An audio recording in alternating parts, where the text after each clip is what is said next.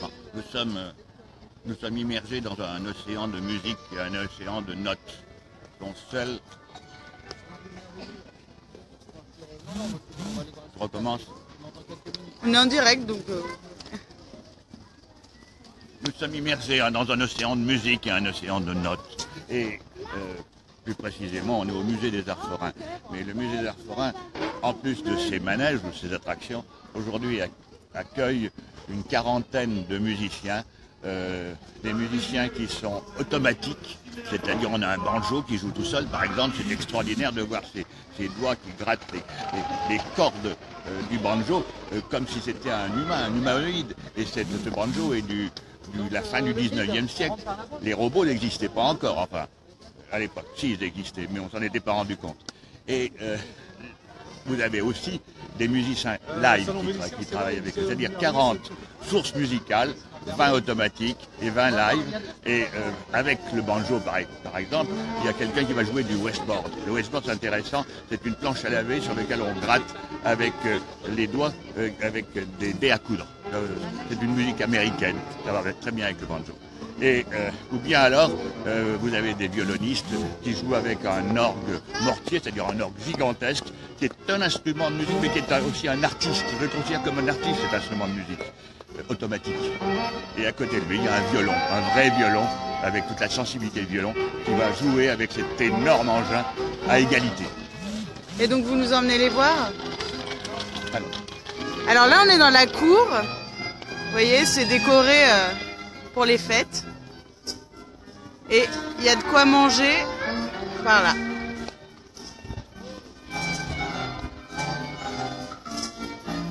On est dans une rue presque enneigée, autant que le faire à Paris à cette époque.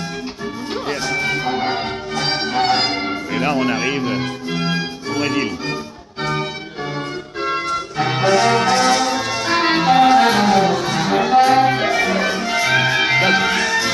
Un orgue avec un violoniste, un saxophone, deux violonistes, ils sont en train de jouer ensemble.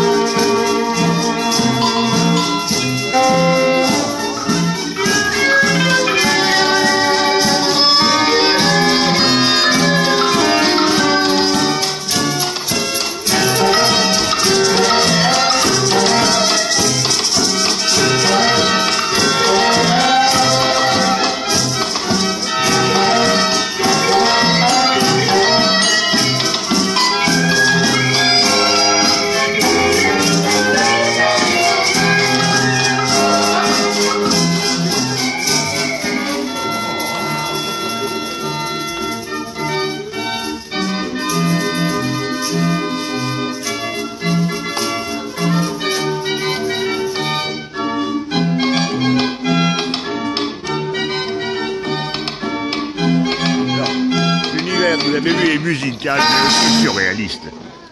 Il n'y a que des situations improbables, des personnes improbables qui passent. Devant tout, c'est 8000 mètres carrés de scène où le public est acteur, et bien sûr où les objets sont des acteurs. On va s'éloigner pour mieux vous entendre. Vous ne savez pas, on est poursuivi par des notes de musique.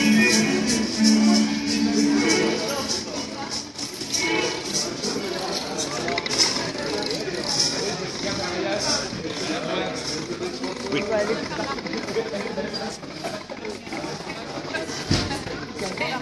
Mesdames et messieurs, nous allons vous interpréter une chanson populaire.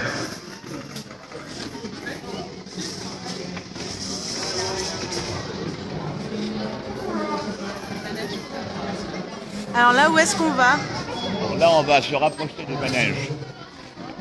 C'est-à-dire les attractions classiques du musée dont on peut se servir sur le manège. Ici, vous avez une course de garçons de café. Alors la course de garçons de café, pour moi, elle est importante. Parlez. La course de garçons de café, je l'ai créée il y a 5 ou 6 ans lorsque je pensais avoir les Jeux Olympiques à Paris. Parce que c'est un sport municipal, si j'ose dire. Et finalement, elle va servir peut-être bientôt. C'est très heureux. Regardez.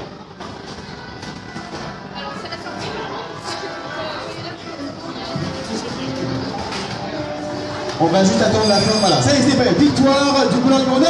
Ah, la grande stupéfaction de tout le monde. Attends. Quel est ton prénom? Carole. Un tonnerre d'applaudissements pour Carole.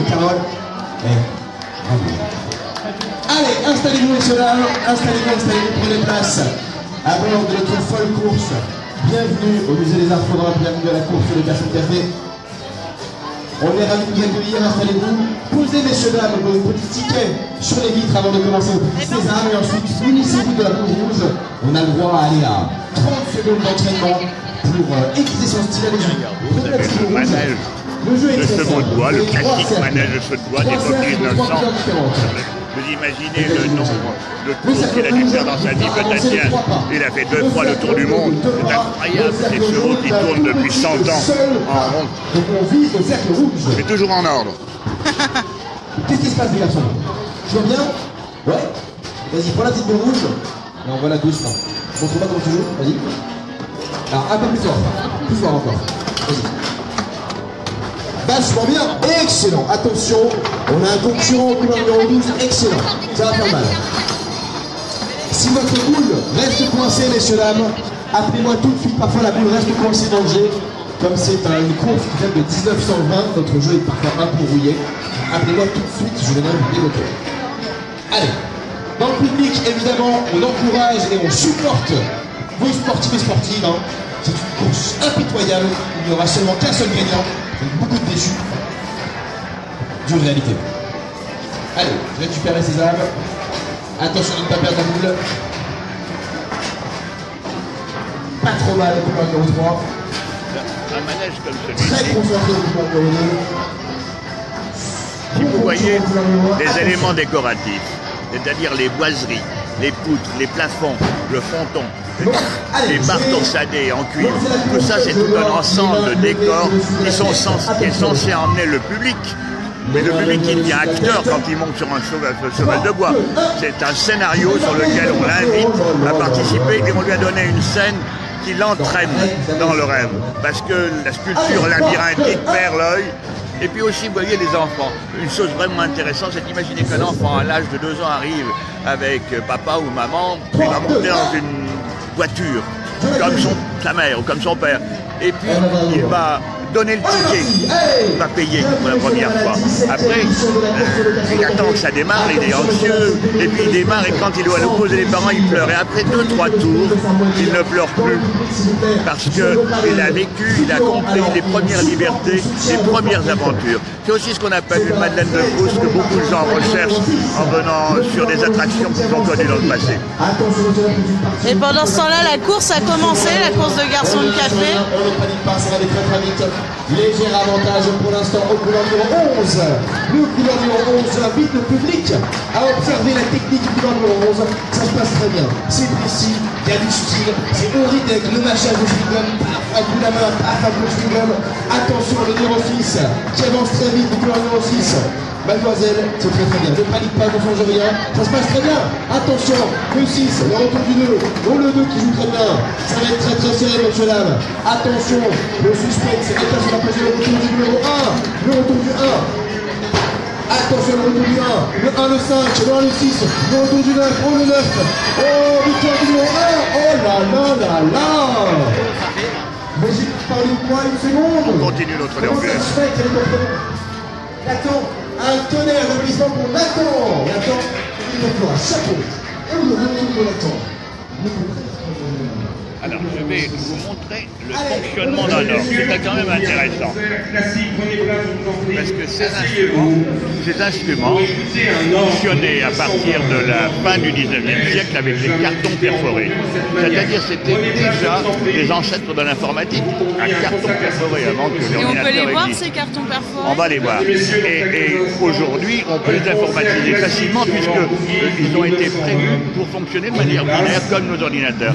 Mais quand vous regardez cet orgue, vous imaginez l'iPhone que vous avez dans votre poche ou votre téléphone qui vous permet de faire de la musique. Et voilà ce qu'il fallait transporter à l'époque. 500 kilos. Venez voir les cartons. Alors, place à la musique.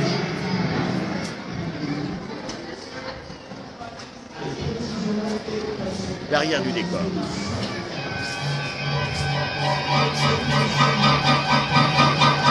C'est le démarrage. Alors, vous voyez que nous sommes avec des... Comme l'informatique, il y a des bugs. Oui, bah bien sûr. Mais ça, c'est l'humain. Mais c'est ce qui est bien. Ce qu'il y a de bien, c'est Mesdames et justement messieurs, que la dimension humaine qui est restée dans ces objets. Et ça repart. Dans ces cartons correspondent donc aux notes qui vont se... Et vous allez reconnaître un morceau que l'on n'a pas l'habitude d'entendre sur un orgue de foire ou de fête foraine. Vous voyez tous les tuyaux qui sont à l'arrière, tous ces tubes qui apparaissent à l'arrière. Eh bien, ce sont autant de musiciens, ce sont des flûtes. Et il y a dans ces instruments 50 flûtes. 50 musiciens. Simplement, on ne les fait pas jouer tous ensemble. Alléluia.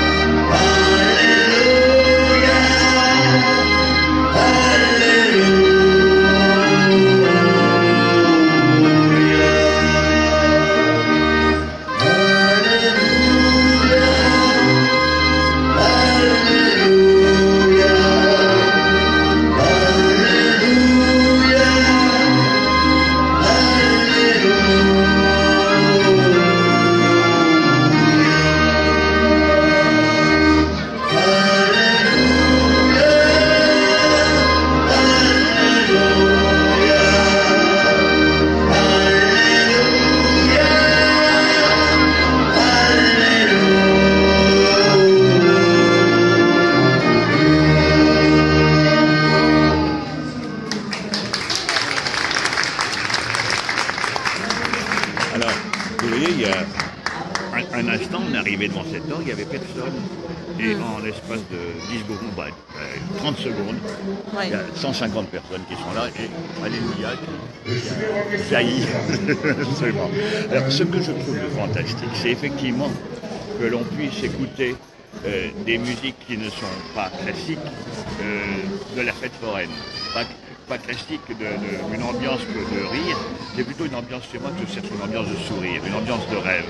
Et que les gens puissent être surpris, passer d'un jeu frénétique où ils envoient des balles pour que le cheval gagne, et un instant après, c'est Alléluia.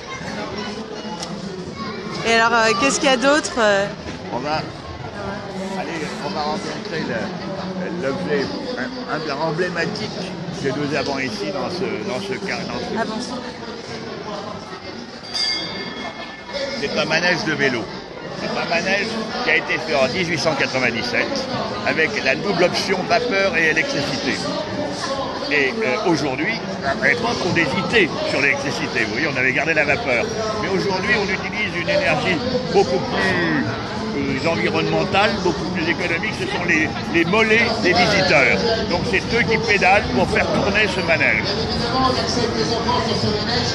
Il y a deux conditions très importantes pour la sécurité de vos enfants. C'est que les enfants qui font moins d'1,50 m ne peuvent pas monter sur les vélos, uniquement sur les banquettes. Alors je sais pas si vous voyez bien, mais les gens sont en train de pédaler. 4 ans et moins de 4 ans, accompagnés par un adulte sur une banquette. Tout ça, c'est pour la sécurité de votre enfant. Pour ceux qui vont pédaler, pensez à bien mettre vos lacets dans vos chaussures et vos écharpes autour du cou. Qui volent au ventre.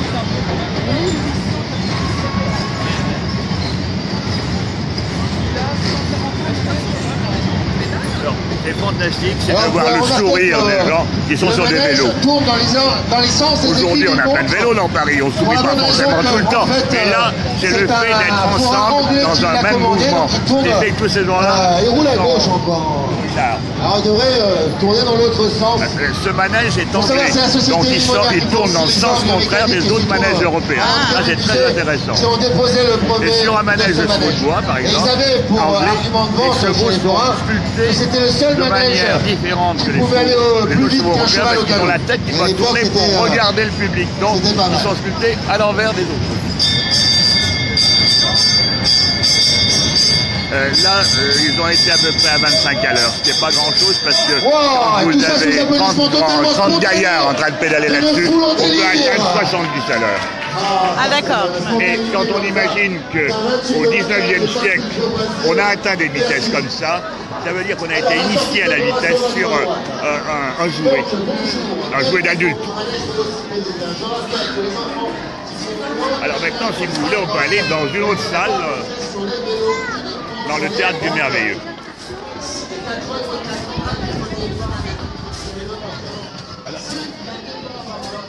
Puisque dans la traversée, on a un moment de calme, j'en profite pour vous dire, c'est un endroit où on voit des spectacles, c'est un endroit où on joue, mais c'est un endroit où il faut aussi regarder. Ce n'est pas un musée classique, les objets ne sont pas sous vitrine, mais ils sont positionnés de manière à ce qu'on les comprenne, à ce qu'on les voit, et de manière à ce qu'il y ait un dialogue entre le visiteur et l'objet. Et c'est vraiment un lieu où vous n'êtes entouré que d'objets qui ont 150 ans d'âge, qui ont été restaurés dans des ateliers ici pour leur rendre la parole. C'était des outils de travail et je conseille vraiment aux gens de se déambuler parce que chaque objet va raconter une histoire. Regardez par exemple, ici vous avez un amandier. Cet amandier, si on le regarde bien, il y a un visage. On a découvert sous l'écorce. La bouche. Et là, ce visage est en train de se donner un baiser narcissique. Et il donne la force à ses branches de pousser selon la taille du nuage des arbres chinois. Vous voyez, les feuilles sont comme des plateaux, des arbres qui sont arrivés. Et regardez une chose incroyable, c'est que j'ai mis des gorgones végétales pour figurer les feuilles. Eh bien, des araignées qui passaient par là se sont dit que c'était une toile géante, elles se sont greffées dessus, elles ont rebrodé, si bien qu'aujourd'hui on est obligé de laisser des toiles d'araignées, parce que je trouve ça fantastique que la nature soit rentrée dans une des salles du musée. Alors vous voyez que l'histoire se fait même toute seule sans que nous intervenions. Un des objets que je préfère est une jambe de géant. Alors c'est assez étonnant, c'est une branche que j'ai trouvée, une grande branche de 4 mètres 50 de haut, et j'y voyais une figuration. Et en fait, cet objet, c'est devenu un objet. C'est très certainement le principal objet de la salle. Vous voyez le pied, le talon, le mollet, le genou, la cuisse. Et c'est réellement une branche, ce n'est pas une sculpture. Et vous imaginez combien il a fallu de probabilité pour que la nature mette exactement au bon endroit et dans les justes proportions tous les éléments d'une jambe de géant. Aujourd'hui, elle est ici accompagnée d'un nain qui a été enseigne de bottier dans la forêt noire au 19e siècle et qui connaît très bien les géants. Enfin, ils attendent que la deuxième jambe arrive afin de partir en voyage. Là, vous avez les jeux de palais. Alors, on a des choses très complexes ici avec effectivement de l'informatique, de la technique. Mais ça, c'est simplement un élastique. Je peux vous garantir que l'élastique, il amuse autant que les choses plus complexes. C'est-à-dire que il faut, je recommence, tout à l'heure je vous parlais de l'essai de l'humain. Actuellement, nous vivons une ère de technologie absolue et qui va à une vitesse folle. Je trouve incroyable à quelle vitesse les connaissances, les nouvelles connaissances arrivent sur la domotique, sur la robotique, et tous ces mots antiques. Et je crois qu'en face de ça, il ne faut pas refuser bien sûr, il faut en profiter, il faut l'utiliser pour aider à voir, pour aider à vivre. Et qu'on doit avoir des lieux de mémoire, mais pas de mémoire du passé nostalgique. Celui-ci veut être intemporel. C'est-à-dire quand on vient ici, on est ici et maintenant. On vit son instant et on oublie son quotidien. Voilà ce que je souhaite. Là, regardez, derrière vous. Eh bien, je vais tout vous expliquer, bien sûr. Un jeu qui s'appelle le jeu de la licorne. Regardez, déjà les Regardez enfants, bien, est-ce que vous avez vu cette magnifique qui sont licorne éclairés. Celui qui du milieu, trône pour moi, c'est un buste de Romain Est-ce qu'elle est belle? comme les éléments qu'on trouve dans les ruines. Alors, Si vous voyez le nombril, vous comprenez l'objet. Et bien, tous ces bois sont figuratifs avec un lion. Et cette espèce de montagne sacrée sert en fait de surface de projection pour recevoir des images que l'on gagne lorsque l'on joue sur ce... Cette table qui est ici est une vieux forêt de 1920, Voilà. qui est devenue maintenant une roulette astrologique sur laquelle on mise. Et si on gagne, on voit en projection sur le mur un film qui représente et résume Là, vous votre avez une signe. explication. On est dans l'astrologie, on est dans l'imagination, on est dans la poésie. Alors, je vais tirer un signe au hasard. Quel signe vous voulez voir?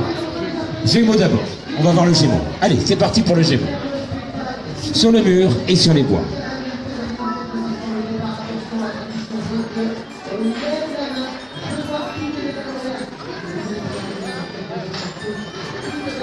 Alors l'image va faire 11 mètres par 8 mètres.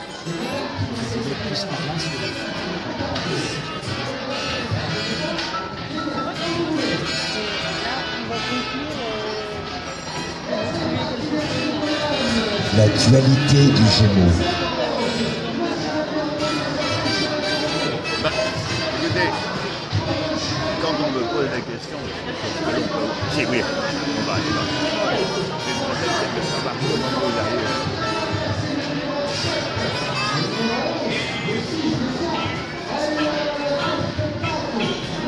À chaque fin de film, vous avez un adage, un résumé concernant le signe.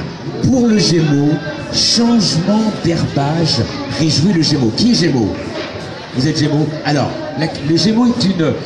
Les natifs du Gémeaux peuvent se poser beaucoup de questions. Mais une question en particulier, à savoir si l'herbe est toujours plus verte ailleurs. Ça vaut combien, ça, monsieur? D'accord.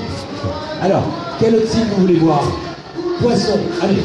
Un petit poisson, un petit oiseau, c'est la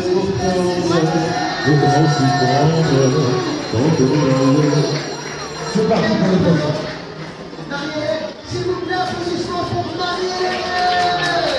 Tout à l'heure, je vous ai parlé du banjo. Je crois que...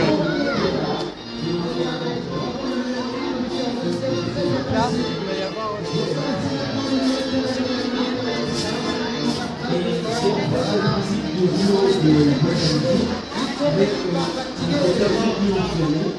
Et on trouvait ça dans le lieu public, effectivement, là, on a fouillé un peu dessus parce que toutes les musiques ne sont pas forcément alors, deux spectacles qui va démarrer par un chenille. Greg, c'est parti pour le spectacle. On est obligé de voyager dans les coulisses, venez. Alors là, on est dans les coulisses du spectacle de banjo. On va voir le plus ancien instrument qui soit ici, automatique. Il est de 1840.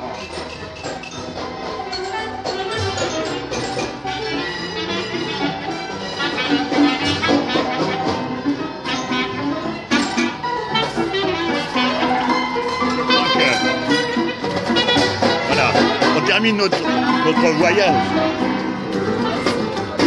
On termine notre voyage par un instrument qui fait le lien entre le passé et le présent. Vous voyez toute cette machine automatique qui nous vient de 1840. Vous avez un orchestre complet qui tourne par l'action d'un rouleau avec des picots. C'est une espèce de boîte à musique géante. C'est une boîte à musique géante. Et ben voilà. Bon, on va terminer là-dessus.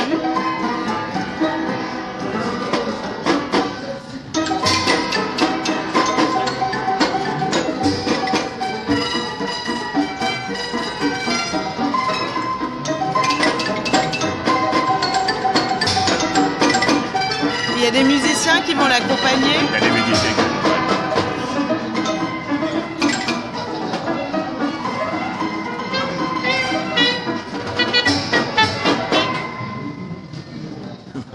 Vous avez fait vos dernières notes.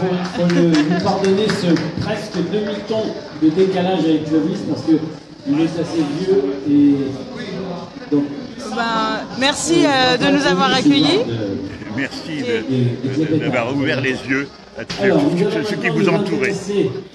Merci, on vous retrouve bientôt sur 20 minutes. Au revoir.